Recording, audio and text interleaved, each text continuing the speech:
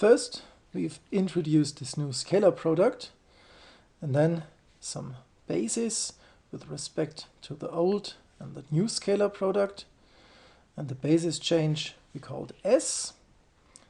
And then we showed that we can now switch between the two scalar products, the round brackets and the pointed brackets, at the cost of introducing these additional S factors.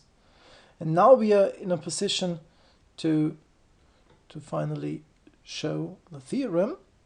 So we introduce a new representation, gamma tilde, by taking the given representation gamma and conjugating it with the S. So by definition, this is gamma tilde is equivalent to S. What we have to show now is that gamma tilde is unitary with respect to this original scalar product here. So let's just do this. We start by writing down gamma tilde of G times some vector V and scalar product with gamma tilde of G times some vector W. And now we use the definition of gamma tilde, which is written here above. And then we have S gamma of G S inverse V, S gamma of G S inverse W.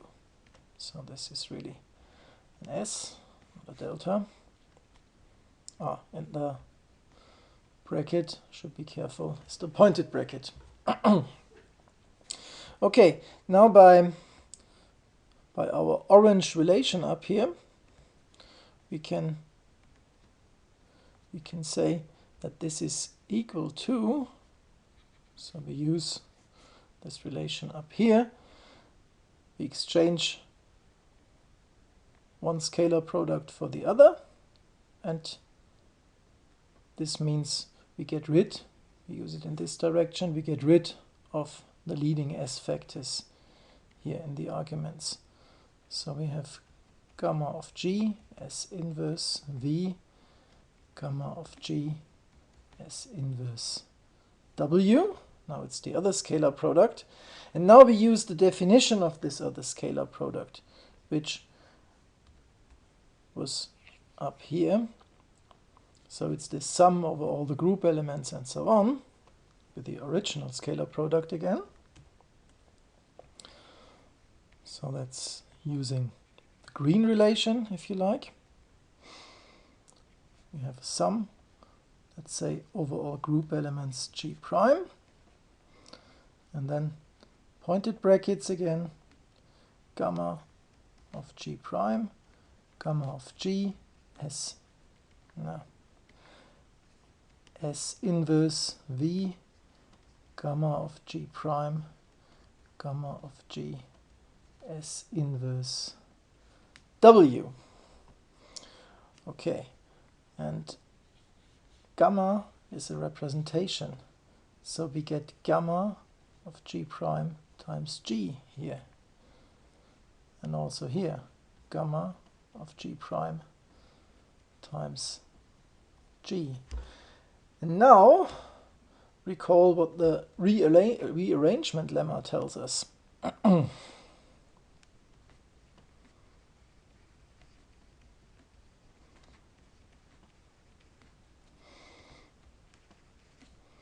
So here the G is fixed and the G prime runs over all group elements. And if we let this G prime run over all group elements and multiply with a fixed G, we again get all group elements, just in a different order. So by the rearrangement lemma, this means there is just one group element here, and we sum over all possibilities of writing it here. So we get, say, sum over all G prime in G. And now it's gamma of G prime S inverse V, gamma of G prime S inverse W. Okay. So let's use the definition of this scalar product with the round brackets again. So that is green. Now in the other direction, it's just as defined here. It's really a scalar product S inverse V with S inverse W. And now we use the relation up here again. We go back to the original scalar product, get some more factors of S, which cancel with the S inverses here. So orange relation once more. And then we have really scalar product V with W. And that's exactly what we need. So if you look at it up here and down here, then we see that the gamma tilde of G are really unitary operators or unitary matrices.